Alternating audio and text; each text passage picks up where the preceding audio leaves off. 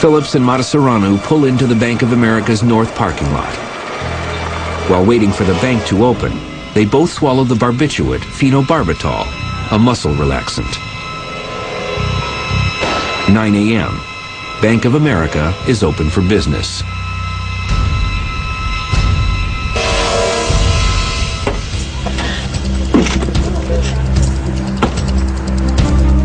(9:17 a.m.) Officers Lauren Farrell and Martin Perillo just happened to be cruising by. They witness two masked men entering the bank. It's a rare but fortuitous moment. They call for backup. Requesting assistance. We have a possible 211 in progress at the Bank of America. Located north of Citrus. We have shots fired. Larry Phillips and Emil Matasareanu storm into the bank.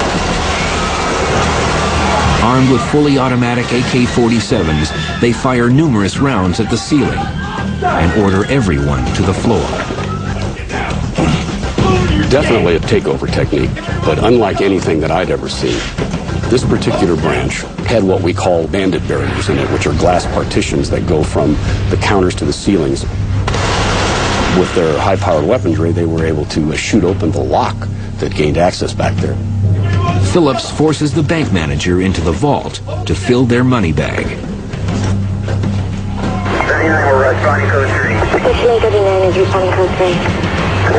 When he sees only small denomination bills, he releases a burst of automatic fire.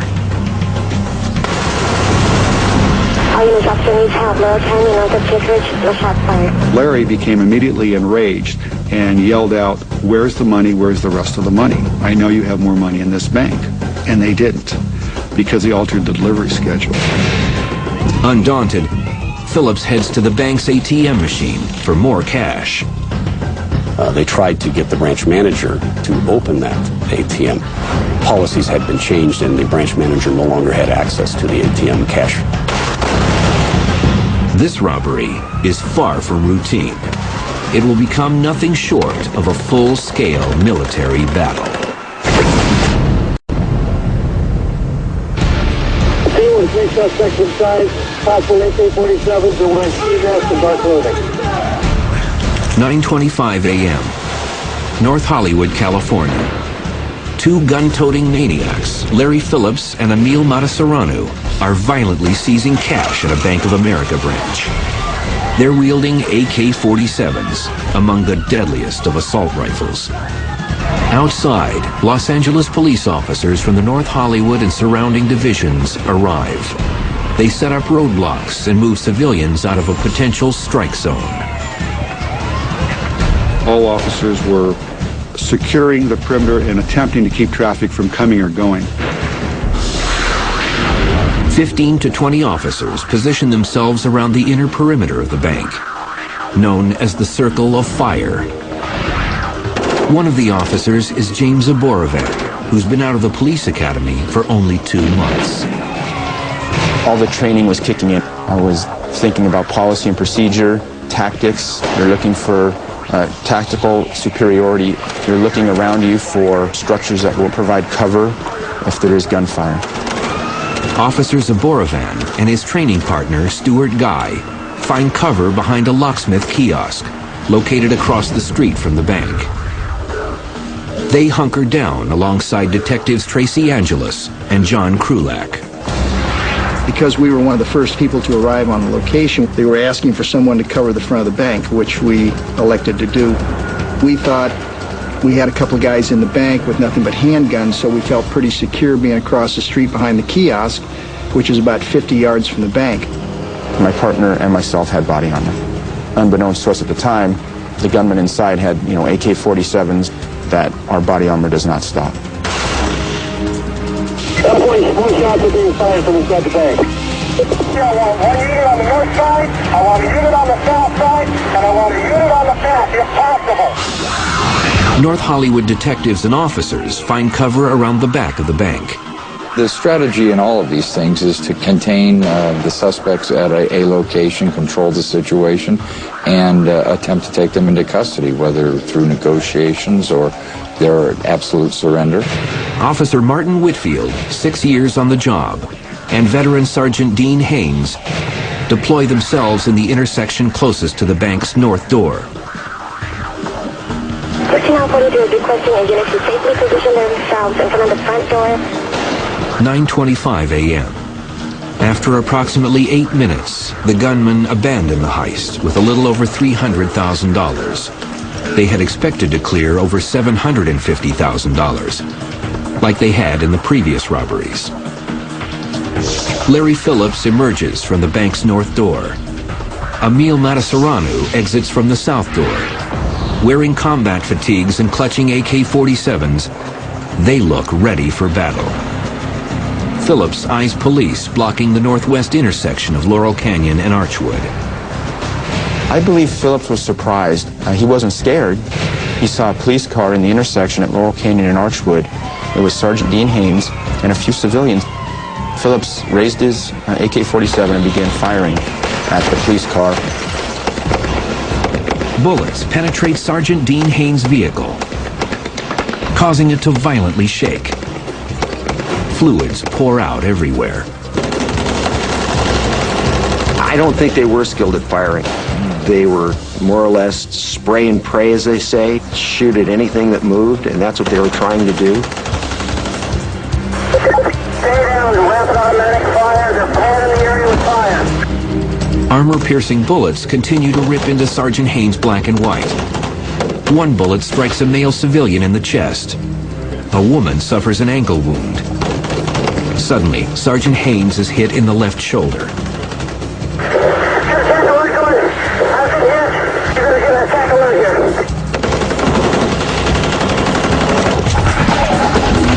Matasareanu sprays fire in all directions.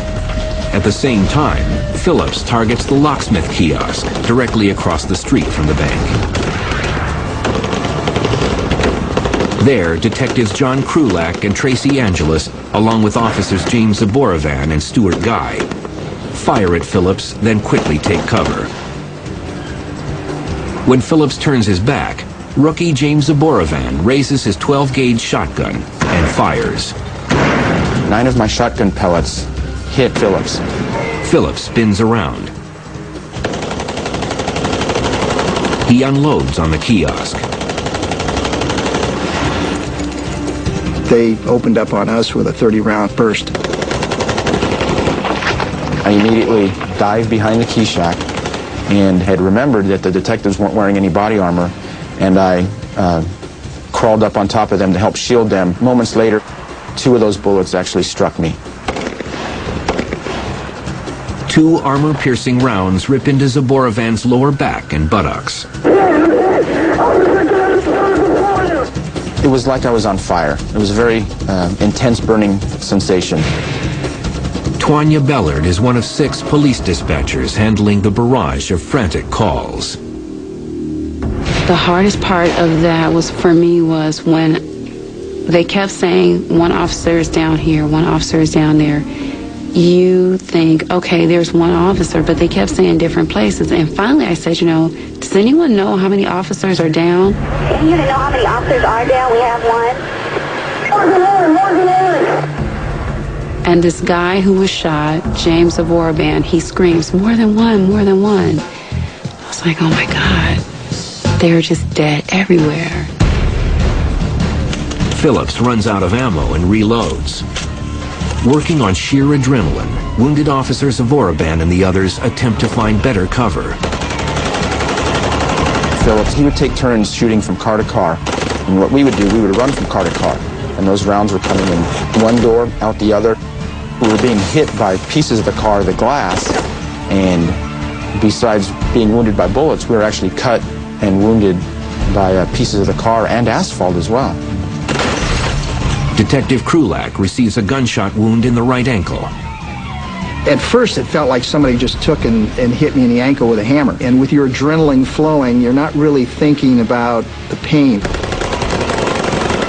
Both gunmen continue to spray the perimeter of the bank with deadly fire. It was actually the loudest weapon fired I've ever heard. You not only heard it, you felt it. If you've ever been around a jackhammer, you can actually feel the concussion against your chest. And already 150 feet away, we could smell it. Suspect Larry Phillips appears robotic.